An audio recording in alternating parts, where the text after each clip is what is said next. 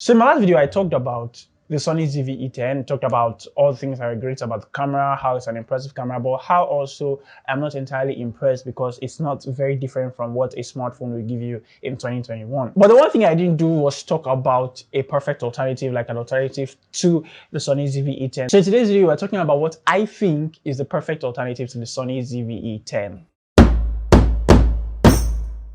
Hey guys, your boy Love Glitch, and you're super excited to have you back in yet another video. In today's video, we're talking about the perfect alternative to the Sony ZV-E10. If you're new here, please be sure to subscribe to the channel and also turn on post notifications by hitting the bell so that you get notified every time I post a new video. Now, before I get into everything and start talking about all the things I like and all the things I don't like, or the things that make this camera that I have chosen better than Sony ZV-E10, I'll go right out and say that these cameras do not cost the same price.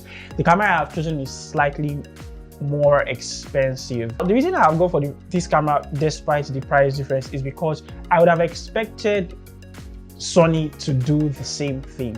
Put quality features, put the new features, but make sure that there's enough features to distinguish these things from what a 2021 phone will give you, and then put it at a reasonable price. Because if you make a good camera and put it out at a good price, people will still buy it because they are getting value from it.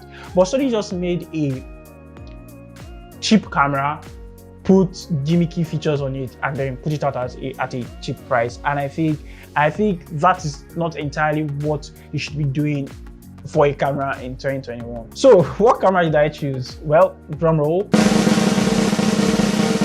It is the Canon RP. Now, before you come from this camera was released in 2018, I know that the Sony ZV-E10 is newer, so a lot of the new tech, a lot of the new stuff and all that, it's going to differ because it's an older camera.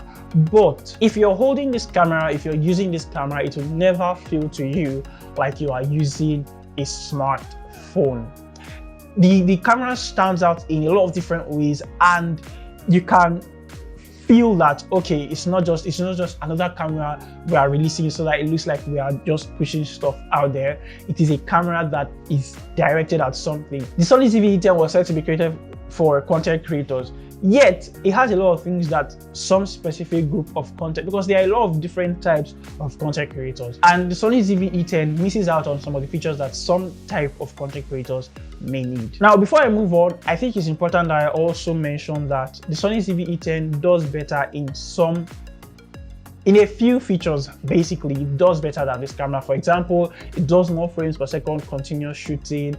It has animal eye autofocus, which I don't know how relevant that feature is, considering that if the camera has good autofocus, it has good autofocus. So, but yeah, animal eye autofocus, and then the size and weight, definitely Sony, of course, the gods of small cameras. But yeah, those are the few things where you might want to lean towards the Sony ZV-E10. But then, if you really think about it, these aren't essentially features that will really bother you when you're buying a camera. Now let's jump to the Canon RP. Why do I like this camera? Why did I pick it over the Sony ZV-E10? Why would I spend more money on the Canon RP instead of just spending like $900 or $1,000 for a good lens and a relatively good lens? It's important to take note of that. I think for the Canon RP, you'll be spending about $1,500 to $1,900 to get Canon RP and a good lens. So first off, the Canon RP is full frame. That's the first thing that knocks Sony out of the game.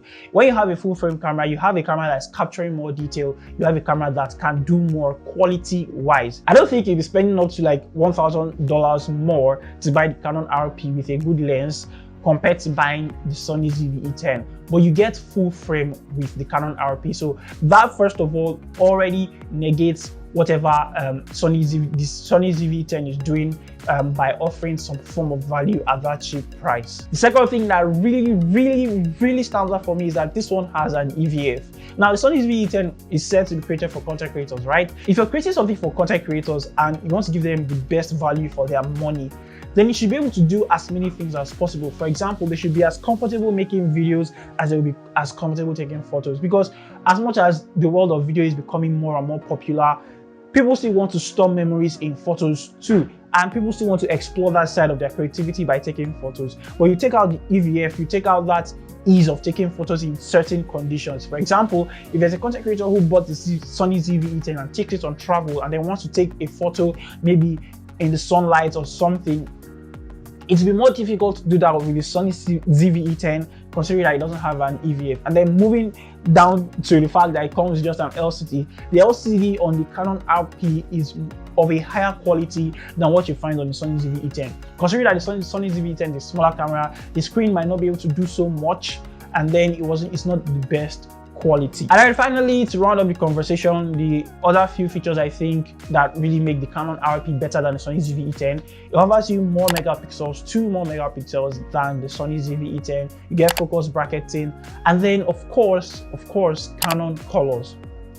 Canon colors are one of the best in the industry right now, and I'm sorry if this has become a Sony versus Canon conversation, but right now I think that's where I would lean towards. Basically, that's really where I would lean towards. So what's the bottom line? I think if you're looking for the perfect hybrid camera for content creation, so you want something that can take videos and take photos, and you'll be very comfortable with the quality, you'll be comfortable with whatever the camera is going to produce, the Canon RP probably produces more value. So if you can spend an extra like $500, $600 to get a good lens, a professional level lens, because Sony lenses are actually quite expensive, to be honest, and the Sony ZV-E10 has a mount for their professional lenses, but the Canon RP offers you some decent lenses at decent prices that you don't need to spend up to $2,000 more to get the Canon RP in place of the Sony ZV-E10. So if you need a hybrid camera that does everything right, Canon RP is probably your choice. So the last thing I think people will come out to say, probably maybe if they think about it, is that the Sony ZV-E10 does 120 frames per second slow-mo video. Suit yourself.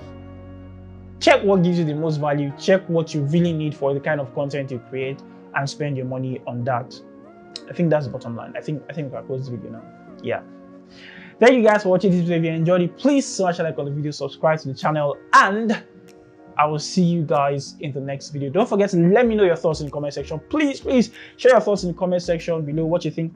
Canon RP, Sony ZV-E10. Let me know. Watch these 2 videos on the screen. Canon YouTube says they are the best for you, and I will see you guys in the next video. Peace.